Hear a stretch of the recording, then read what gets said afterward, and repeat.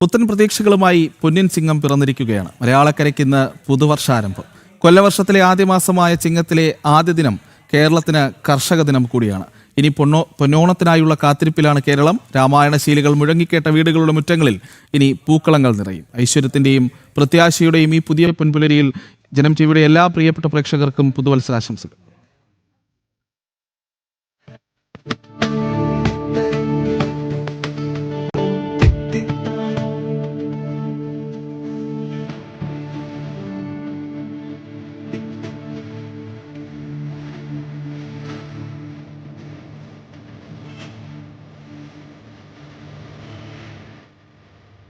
തൃക്കാക്കര വാമന ക്ഷേത്രത്തിൽ നിന്ന് നിഷയും ശബരിമല സന്നിധാനത്ത് നിന്നും ഗോകുലും ചേരുന്നുണ്ട്. രണ്ട് റിപ്പോർട്ടർമാരും ഇപ്പോൾ നമുക്കൊപ്പം ചേരുകയാണ്. ഒന്ന് നിഷ തൃക്കാക്കര വാമന ക്ഷേത്രത്തിലാണ്. കേരളത്തിൻ്റെ ഐതിഹ്യം ഓണവുമായി ബന്ധപ്പെട്ട എല്ലാ ഐതിഹ്യങ്ങളുടെയും ഒരു തുടക്കം, അതിൻ്റെ എല്ലാ കഥകളുമായി ബന്ധപ്പെട്ടുള്ള ഏറ്റവും അടുപ്പമുള്ള ക്ഷേത്രത്തിൽ നിന്നാണ് നിഷ ചേരുന്നത്. ഒപ്പം ഗോകുലുമുണ്ട്. ശബരിമല സന്നിധാനത്ത് നിന്ന് ആദ്യം നിഷയിലേക്ക് പോകുന്നു. നിഷ, ഒന്ന് കേരളത്തിൽ തൃക്കാക്കര വാമന ക്ഷേത്രത്തോളം ഓണവുമായി ബന്ധപ്പെട്ടു നിൽക്കുന്ന മറ്റൊരിടവുമില്ല, മറ്റൊരു ചരിത്രവും മറ്റൊരു ഐതിഹ്യവുമില്ല, മറ്റൊരു ഓർമ്മപ്പെടുത്തലുമില്ല. ഇപ്പോൾ എങ്ങനെയാണ് ചിങ്ങം 1 ദിവസത്തിൽ അവിടുത്തെ ഒരു ജനത്തിരക്ക് എങ്ങനെയാണ്? ആ ക്ഷേത്രവുമായി ബന്ധപ്പെട്ട ഐതിഹ്യങ്ങൾ കൂടി നമുക്ക് പ്രേക്ഷകർക്ക് വേണ്ടി പങ്കുവയ്ക്കാം.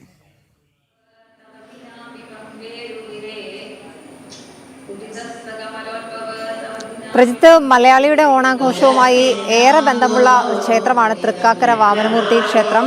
കേരളത്തിൽ തന്നെ വാമനമൂർത്തിയുടെ പ്രതിഷ്ഠയുള്ള ഏക ക്ഷേത്രവുമാണ് തൃക്കാക്കര. ഈ തൃക്കാക്കര എറണാകുളം ജില്ലയിലാണ് തൃക്കാക്കര ക്ഷേത്രം സ്ഥിതി ചെയ്യുന്നത്. തൃക്കാക്കരയിലെ ഏറ്റവും വലിയ പ്രത്യേകത എന്ന് പറഞ്ഞാൽ ഇവിടെ ഈ ഓണത്തോടനുബന്ധിച്ച് അത്തം നാൾ മുതൽ 10 ദിവസം നീണ്ടു നിൽക്കുന്ന ഓണോത്സവമാണ്.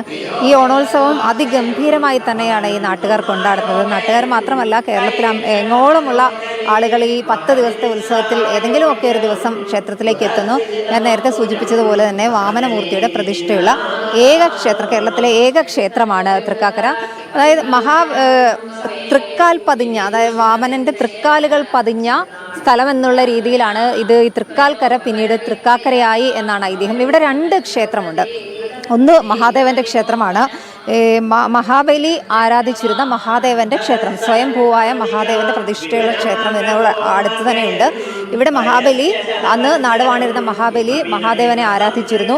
അങ്ങനെ മഹാബലി ഇവിടെ ഭരണം നടത്തുന്ന ഒരു സമയത്ത് യാഗശാലയിലേക്ക് എത്തിയ വാമനൻ മഹാബലിയോട് 3 അടി മണ്ണ് ചോദിക്കുകയും മഹാബലിയെ ഇവിടെ വെച്ച് ചവിട്ടിത്താഴ്ത്തുകയും ആയിരുന്നു എന്നാണ് ഐതിഹ്യം.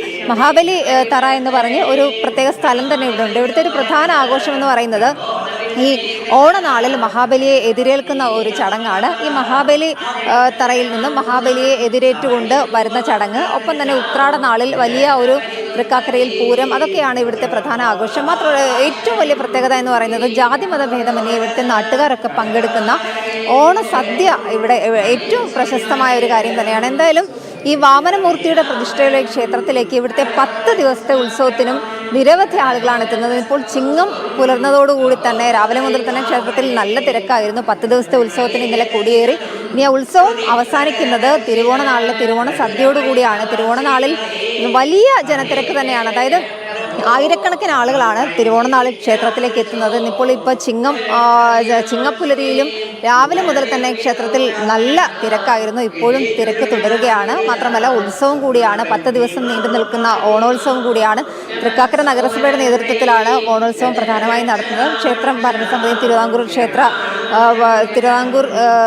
ദേവസ്വം ബോർഡിൻ്റെയും ഒക്കെ നേതൃത്വത്തിലാണ് ഉത്സവം നടക്കുന്നത്. എങ്കിലും ഇവിടുത്തെ നാട്ടുകാരെ സംബന്ധിച്ചിടത്തോളം ഈ നാട്ടുകാർക്ക് ഓണവുമായി ഓണാഘോഷം തുടങ്ങുന്നത് തന്നെ തൃക്കാക്കരയിൽ നിന്നാണ്. തൃക്കാക്കരയിൽ ഇന്നലെ ഈ അത്തം ഓണോത്സവത്തിന് അത്തം നാളിൽ കൊടിയേറിയോടുകൂടി തന്നെ ഇവിടെയൊക്കെ തന്നെ ഒരു ഉത്സവ അന്തരീക്ഷത്തിലായി കഴിഞ്ഞു. കേരളത്തിൻ്റെ ഓണാഘോഷവുമായി ഏറെ ബന്ധമുള്ള ഒരു സ്ഥലമാണ് ഈ തൃക്കാൽക്കര എന്ന് പറയുന്ന തൃക്കാക്കര. എന്തായാലും തൃക്കാക്കരയിൽ പൊന്നോണ പൂവിളികളൊക്കെ ഉയർന്നു കഴിഞ്ഞു. ഇനി 10 നാൾ നീണ്ടു നിൽക്കുന്ന ഉത്സവമാണ്. 10 നാൾ നീണ്ടു നിൽക്കുന്ന ഉത്സവം ഈ തിരുവോണ നാളിൽ സമാപിക്കും. തിരുവോണ സദ്യയോടുകൂടി സമാപിക്കും. എന്തായാലും ക്ഷേത്രത്തിൽ വലിയ തിരക്ക് തന്നെയാണ് ഇപ്പോഴും അനുഭവപ്പെടുന്നത്. പ്രജിത്ത്, നിഷയാണ് തൃക്കാക്കരയിൽ നിന്ന് വിവരങ്ങൾ നൽകിയത്. ഇപ്പോൾ നമ്മൾ ശബരിമലയിലേക്കാണ് പോകുന്നത്. അവിടെ ഗോകുലുണ്ട് സന്നിധാനത്ത്. ഗോകുൽ, എന്തായാലും ഈ എല്ലാ മലയാള മാസവും 1-ാം തീയതിയൊക്കെ വലിയ രീതിയിലുള്ള തിരക്ക് ശബരിമല സന്നിധാനത്ത് ഉണ്ടാകാറുണ്ട്. ഇപ്പോൾ ചിങ്ങം 1 ആകുമ്പോൾ അതിന് കുറച്ചുകൂടി പ്രത്യേകതയുണ്ടാകും. വലിയ തിരക്ക് ഇന്ന് കാണാൻ കഴിയുന്നുണ്ട് എന്നുള്ളതാണ് ആ ദൃശ്യങ്ങളിൽ നിന്ന് മനസ്സിലാക്കുന്നത്. ഗോകുൽ.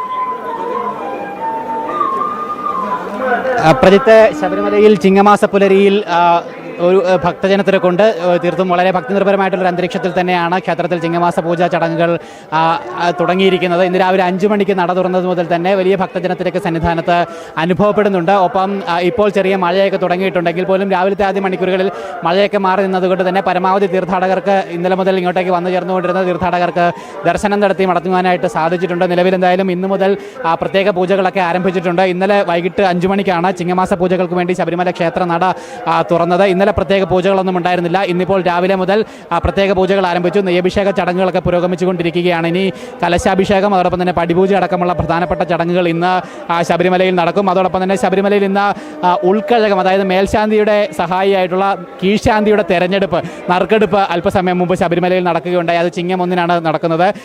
ഇത്തവണ നറുക്ക് വീണിരിക്കുന്നത് ഗണേഷ് പ്രസാദ് എന്ന് പറയുന്ന കീഴ്ശാന്തിക്കാണ്. അദ്ദേഹം ദേവസ്വം ബോർഡിൻ്റെ ഉള്ളൂർ ഗ്രൂപ്പിലെ കീഴ്ശാന്തിയായിട്ട് പ്രവർത്തിക്കുകയായിരുന്നു. അദ്ദേഹത്തിനാണ് ഇനി ശബരീശൻ്റെ കീഴ്ശാന്തിയായിട്ട് പ്രവർത്തിക്കാനായിട്ട് നിയോഗം ലഭിച്ചിരിക്കുന്നത്. നറുക്കെടുപ്പിലൂടെയാണ് ഈ ഒരു കീഴ്ശാന്തിയെ തെരഞ്ഞെടുത്തിരിക്കുന്നത്. ജനം ടിവിയുടെ പത്തനംതിട്ട ബ്യൂറോ ക്യാമറമാൻ അജയൻ നായരുടെ മകനായിട്ടുള്ള കാർത്തിക് കൃഷ്ണയാണ് ഈ കീഴ്ശാന്തിയെ തെരഞ്ഞെടുക്കുന്നതിന് വേണ്ടി നറുക്കെടുക്കുന്ന ഭാഗ്യം ലഭിച്ച കുഞ്ഞയ്യപ്പൻ. കാർത്തിക് കൃഷ്ണയാണ് നറുക്കെടുക്കുകയുണ്ടായത്. എന്തായാലും ഇനി വരുന്ന ദിവസങ്ങളിൽ ഈ ഗണേഷ് പ്രസാദ് ശബരിമലയുടെ കീഴ്ശാന്തിയാകും. അതോടൊപ്പം തന്നെ മറ്റൊരു പ്രത്യേകത ഉള്ളത്, നിലവിൽ തന്ത്രിയായിട്ടുള്ള ശബരിമല ക്ഷേത്രത്തിൻ്റെ തന്ത്രിയായിട്ട് കണ്ഠര് ബ്രഹ്മദത്തൻ ഇന്ന് മുതൽ നിയോഗിതനാകുന്നു എന്നുള്ളൊരു പ്രത്യേകത കൂടിയിട്ടുണ്ട്. നേരത്തെ മുൻ തന്ത്രിയായിട്ടുള്ള കണ്ഠര് രാജീവരുടെ മകനാണ് കണ്ഠര് ബ്രഹ്മദത്തൻ. രാജീവര് അനാരോഗ്യത്തെ തുടർന്ന് ഇത്തരത്തിൽ തന്നെ തന്ത്രിസ്ഥാനത്ത് നിന്ന് മാറ്റി മകനെ ആ സ്ഥാനത്ത് നിയോഗിക്കണമെന്നുള്ള ആവശ്യം ദേവസ്വം ബോർഡിനെ അറിയിച്ചിട്ടുണ്ടായിരുന്നു. അതിൻ്റെ അടിസ്ഥാനത്തിൽ ദേവസ്വം ബോർഡ് വിവിധ ഘട്ട ചർച്ചകളിലൂടെയും നടപടികളിലൂടെയുമാണ് ബ്രഹ്മദത്തനെ തന്ത്രിയായിട്ട് ചുമതല ഏൽപ്പിച്ചത്. എന്തായാലും അദ്ദേഹത്തിൻ്റെ നേതൃത്വത്തിൽ ഉള്ള പൂജാകർമ്മങ്ങൾ ഇപ്പോൾ ശബരിമലയിൽ ആരംഭിക്കുകയും ചെയ്തിട്ടുണ്ട്. അദ്ദേഹത്തിൻ്റെ നേതൃത്വത്തിലാണ് രാവിലെ ഉഷപൂജ അടക്കമുള്ള ചടങ്ങുകൾ ശബരിമലയിൽ നടക്കുകയും ചെയ്തിരിക്കുന്നത്. അങ്ങനെ ഒരു പ്രത്യേകത കൂടി എന്തായാലും ഈ ചിങ്ങമാസ പൂജയ്ക്കുണ്ട്. ഒപ്പം മറ്റൊരു പ്രധാനപ്പെട്ട കാര്യം, ശബരിമലയിൽ ഈ തരുൺമൂർത്തി സംവിധാനം ചെയ്യുന്ന മോഹൻലാൽ ചിത്രമായിട്ടുള്ള അതിമനോഹരം എന്ന് പറയുന്ന സിനിമയുടെ ഷൂട്ടിംഗ്